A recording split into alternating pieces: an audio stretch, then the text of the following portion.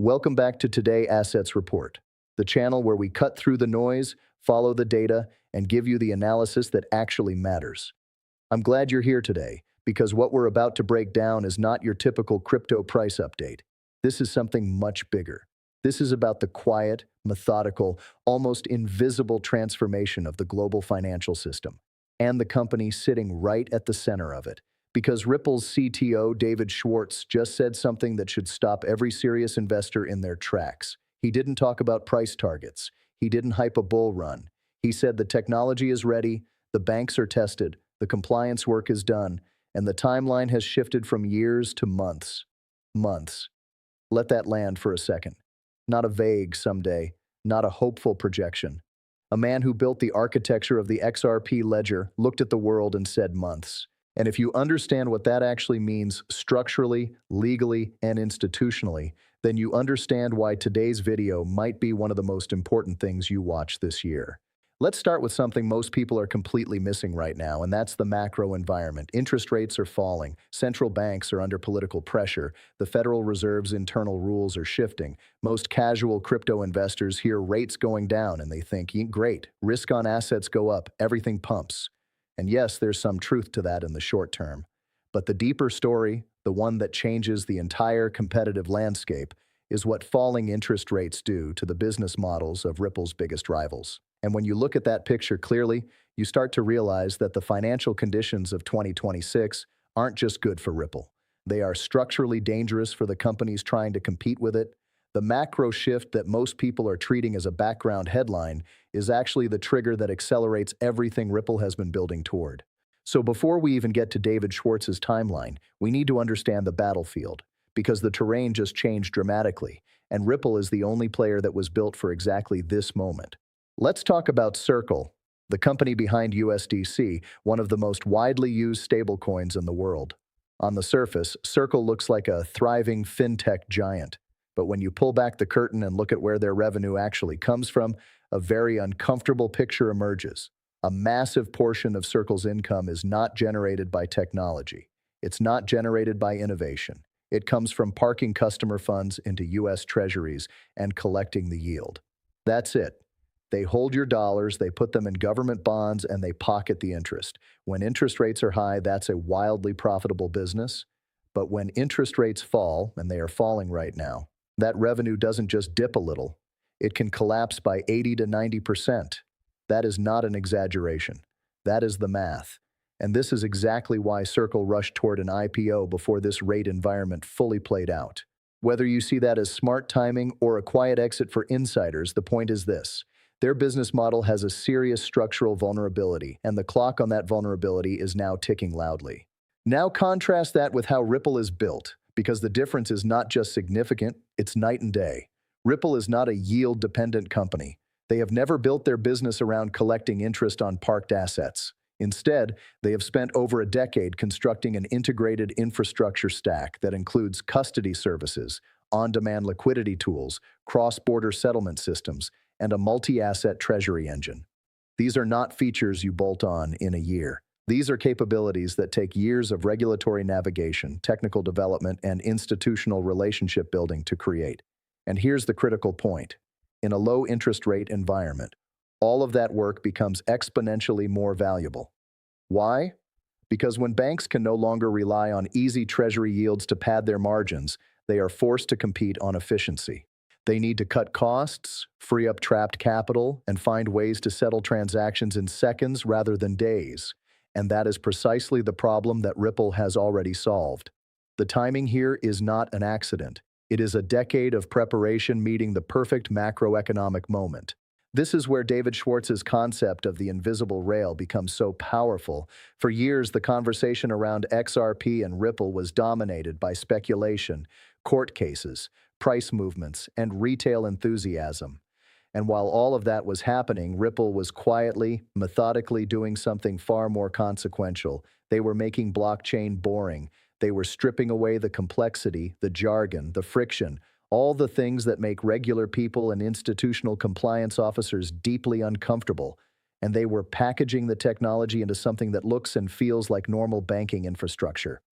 Schwartz has spoken publicly about the TCP/IP comparison, and it is exactly the right analogy. Nobody thinks about TCP/IP when they send an email. Nobody understands the packet routing protocols behind a video call. The technology just works, invisibly, underneath everything. Schwartz confirmed that we are now months away from blockchain achieving that same level of invisibility inside the global banking system. That is an extraordinary statement from the man who built the system. And when Schwartz says months, you have to understand what that word means coming from a CTO, not a marketer. A CTO doesn't use time-sensitive language loosely. When an engineer of that caliber gives you a specific time frame, he is not doing it for hype. He is doing it because the checklist is nearly complete. The legal reviews are done. The compliance alignment with major institutions has been achieved. The user experience abstractions, the layers that hide the complexity of blockchain from end users, are finished and polished. The deep-level integrations with legacy banking systems have been tested and validated. When all of those boxes are checked, the word you use is months, not years. And what makes this so significant is that Ripple's strategy was never about onboarding individual users one wallet at a time. It was always a top-down infrastructure play. Get the institutions, and the billions of people those institutions serve come along automatically, without ever needing to understand what's running underneath their transactions. This is the part of Ripple's strategy that I think most retail investors have fundamentally misunderstood from the beginning, and it's worth taking the time to really absorb it. Ripple does not need mass retail adoption the way Ethereum or Bitcoin might. They don't need people downloading wallets or learning about private keys or debating gas fees on social media. Their model is completely different. Schwartz has been explicit about this. Ripple only needs 6 to 10 of the world's largest banks to fully deploy their infrastructure. 6 to 10. That's it, because once those institutions flip the switch and integrate XRP as a bridge asset into their settlement workflows, the reach is instant and enormous. Those banks collectively serve hundreds of millions, potentially billions of customers. And every single one of those customers will suddenly be experiencing cross-border transfers that clear in seconds at a fraction of the current cost, without ever knowing or caring that a blockchain was involved. That is what true adoption looks like at the institutional level. Silent, total, and irreversible. Now let's talk about why banks specifically are about to move on this, because understanding bank psychology is essential to understanding the timeline we're in. Banks are not idealistic. They don't adopt new technology because it's exciting or because they believe in decentralization or financial freedom. Banks move for two reasons and two reasons only: greed and fear. More specifically, the fear of becoming slower, more expensive, and less competitive than a rival that already upgraded. Imagine one of the top 5 global banks announces tomorrow that its cross-border settlements now clear in under 5 seconds at a dramatically reduced cost. That's not just a press release.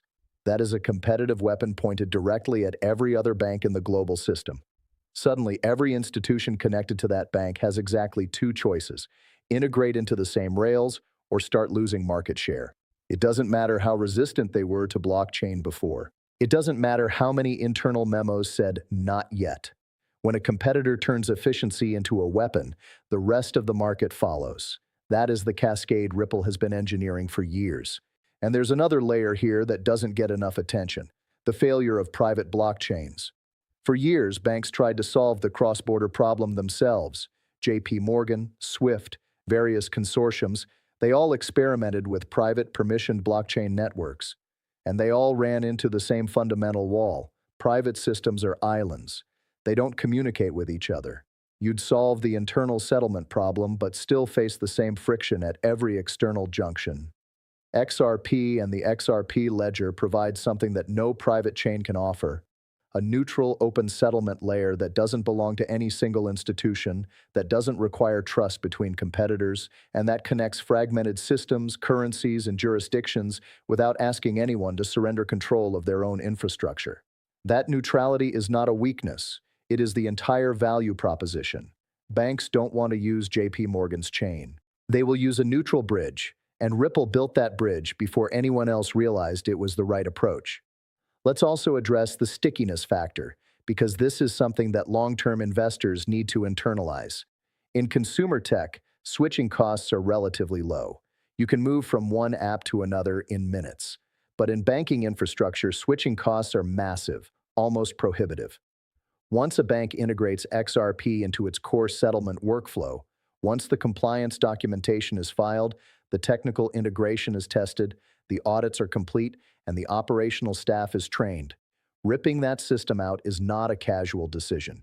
It would require years of work and enormous expense. That means every bank that crosses the threshold becomes a permanent, structural user of the network. This is not like retail crypto holders who sell when sentiment shifts. This is operational demand, recurring and durable, baked directly into the financial system. And in a market where XRP has a fixed supply of 100 billion tokens, recurring institutional demand against a hard supply cap creates a mathematical dynamic that is fundamentally different from anything driven by speculative hype. Here's something else worth thinking about carefully. The legal environment around Ripple has changed in a way that doesn't fully show up in the headlines, but matters enormously behind closed doors. The years of SEC litigation created a massive cloud of uncertainty over Ripple that made compliance officers at major banks deeply uncomfortable. Nobody wants to integrate a technology that's in active legal dispute with a federal regulator. But that cloud is clearing. The regulatory landscape is shifting. And inside the boardrooms of global institutions, the shift in legal clarity is the final box that needed to be checked. Technical readiness? Checked. Regulatory clarity? Approaching final resolution. Compliance frameworks? Built. Deep institutional relationships? Established over a decade. When Schwartz says the system is polished and the countdown is in months, he is not speaking from optimism. He is speaking from a completed checklist.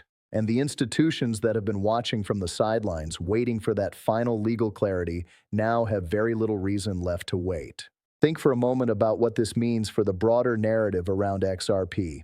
For years, XRP has been the most controversial, most criticized, most misunderstood asset in the crypto space. It was called centralized. It was called a banker's coin, as if that were an insult. It was dragged through regulatory uncertainty and media skepticism. And through all of it, the XRP community maintained a conviction that looked irrational to outsiders. But here's what that criticism missed. Being a banker's coin, in a world where the goal is to replace the infrastructure that banks run on, is not a weakness. It's the entire strategy. You don't disrupt the global banking system from the outside.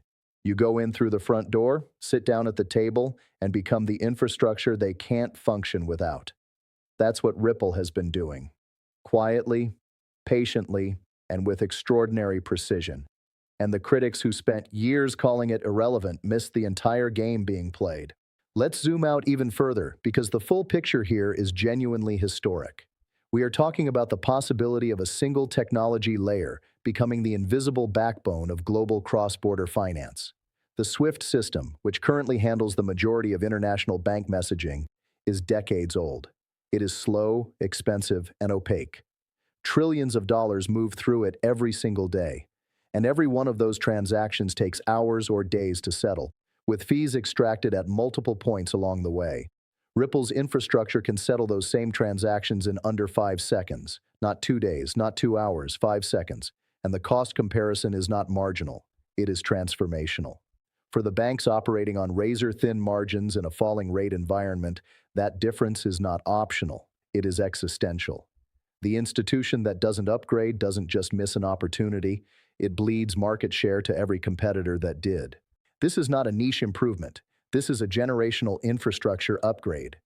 David Schwartz's statements deserve one more layer of analysis because his framing of the TCP/IP moment is more precise than most people realize. TCP/IP didn't win because it was the most technically elegant solution.